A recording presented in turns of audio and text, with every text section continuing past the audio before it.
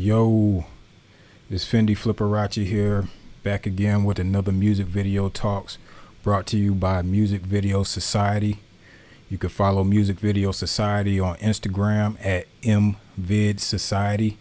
You can follow me on Instagram at Fendi Flip.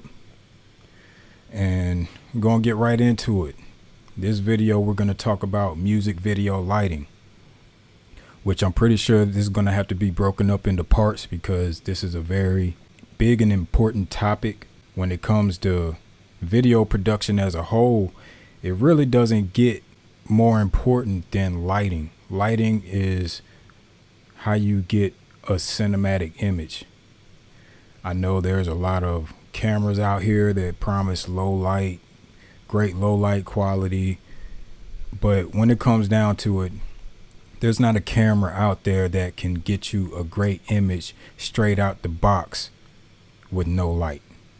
I'm sorry to hurt your feelings. I'm sorry to tell you the truth. You know, these companies, they convey that, you know, they make it seem like you can get a cinematic image when you turn the camera on, and that's just not the truth. Without light, that's pretty much impossible as of right now. Maybe one day in the future, you know, camera sensors will be able to represent the world truly as it is, but you know, even when it comes to video, we're representing things that look good, not necessarily how it is. So music video lighting, I like to think of it as two different ways to light. One, you have area light. Two, you have talent light. Area light, you know, I like to think of it as, you know, a large space. Maybe you have multiple people in that space and you just generally need to light the area. Talent light is primarily for, you know, one person, you know, more depth. You're going to get more depth in this kind of lighting. And these are by no means like standard names for this kind of light. These are just how I like to think of it. And with talent light, you know, that's where you get into key, fill, backlight. With lighting in general, there are some key things that you want to kind of think about when you light.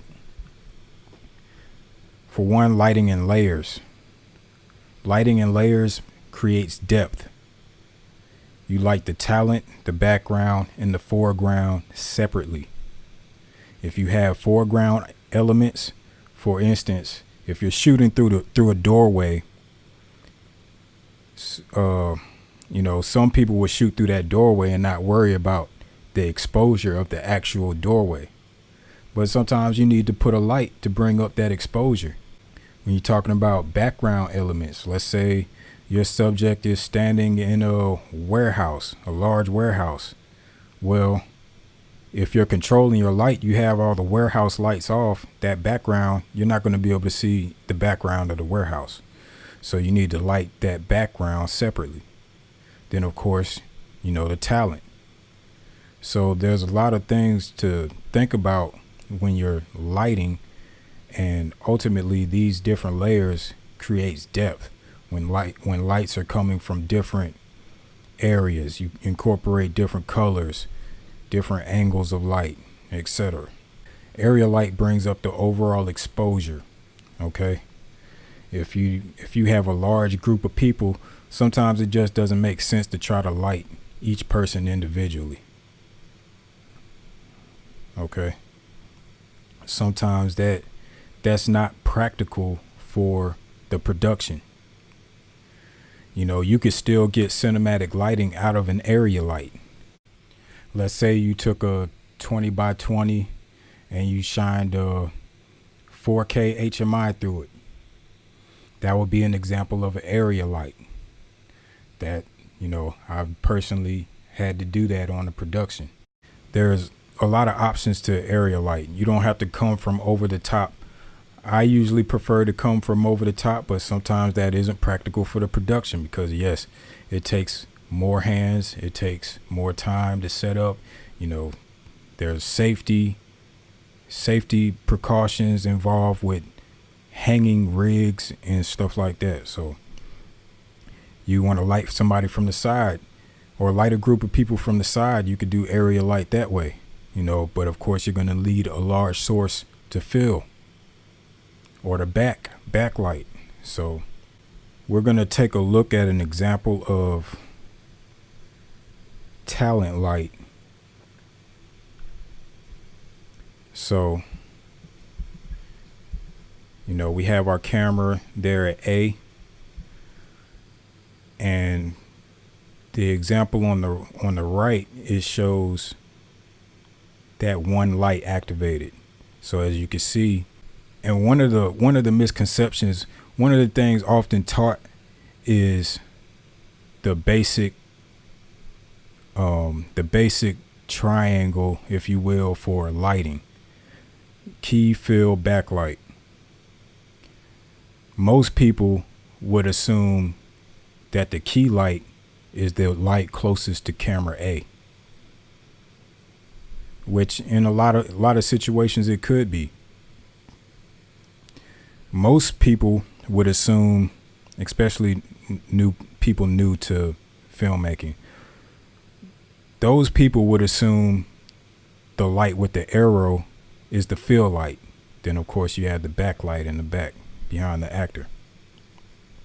Well, I am here to tell you, one of the key things to getting a cinematic image is to shoot into the shadow.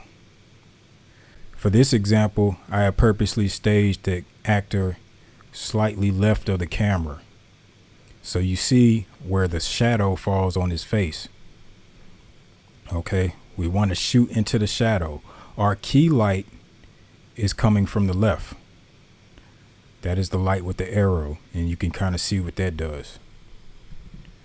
So now when we add a fill light, you can see what that does. Okay, that is the fill light. We are still shooting into the shadow of his face. This is how you get a good contour and you bring out the small extra details on somebody's face. In another lesson, I'll talk about the different types of lighting, hard, soft, but just for this example, we just want to look at the basic lighting structure, with the most important thing being you want to shoot into the shadows. Shoot into the shadows. It goes against everything most people have been taught. The internet puts out a lot of misinformation. Next, we add the backlight. Okay. And me personally, I like the backlight from opposite my key. But, different situations call for different things. Okay. But this is how you achieve a cinematic image. This example doesn't have any kind of background light. This is just the core talent lighting, the 3-point lighting structure for a cinematic image. Okay, shooting into the shadow. For this particular lesson, that's where I'm gonna cut it. If you have any questions, leave a comment. You can follow me on Instagram at Fendi Flip. Follow Music Video Society at MVid Society. And go to part 2. We'll talk more about color, types of lighting, color temperature, things of that nature. All right, peace.